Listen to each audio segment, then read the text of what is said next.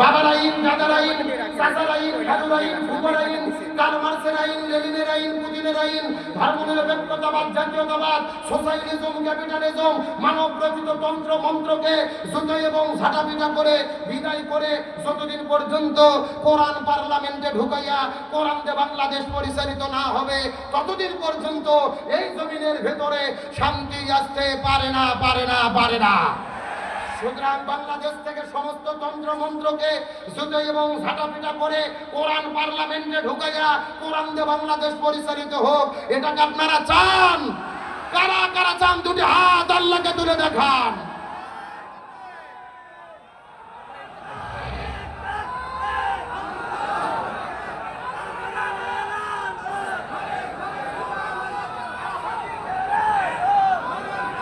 আল্লাহ কবুল করুক, সকলে বলেন আমিন।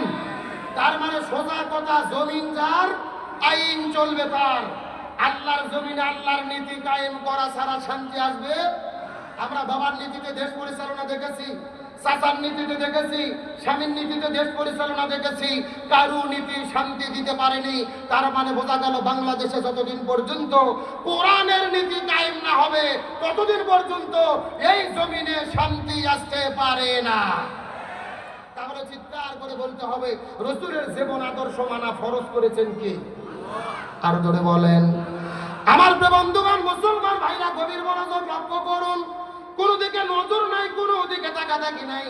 আমি পুরো কোরআনটা গবেষণা করে দেখেছি। আল্লাহ নবীজির জীবনের আদর্শ মানাকে ফরজ করে দিয়েছেন। এর পেছনে কারণ হলো তিনটা। জোরে বলেন কয়টা? পুরো কোরআন গবেষণা করে দেখেছে, এই পেছনে তিনটা কারণ রয়েছে।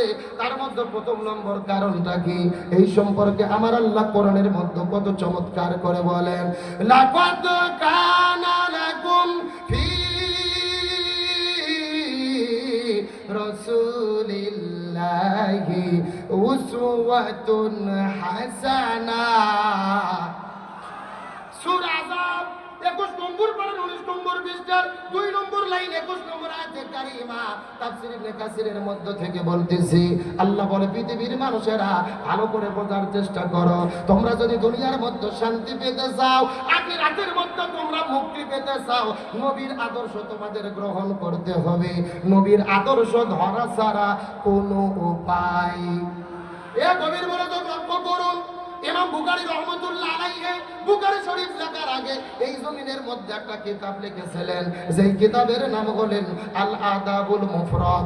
ওই কিতাবের মধ্যে তিনি বর্ণনা করে বলেন, হাসরের ময়দানে আল্লাহ 6 প্রকার মানুষদেরকে বিনয়ী হিসেবে